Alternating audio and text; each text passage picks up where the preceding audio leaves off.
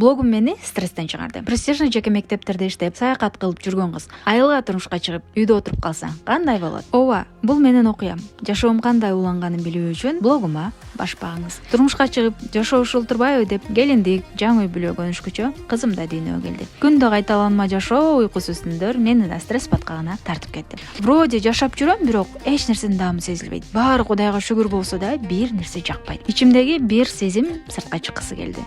Башкаларга пайда берип, Кыргызстанга кызмат кылгысы келди. Ушинтип эле өмүрүм өтүп кетеби? Бир берилген өмүрүмдү ушинтип жашап өтөмбү деген ойлор эч тынчтык бербеди. 2019-жылы YouTube'га мага окшогон, үйдө отурган айымдарга пайда болор деген ойлор менен видео тартып бөлүшө баштадым. Просмотр, катталуучулардын саны такыр маанилүү маселе. Эң негизгиси ичимдеги уйгу болгон сезимдер ошондой салып мени тынч койчу. Ошентип өзүм түшүнбөгөн, бирок жүрөгүм каалаган блогерлик кесибин аркалап блог жүргүзүп калдым. Анан эмне болду дейсиздерби? Аны буюрса экинчи бөлүмдө айтып берейин.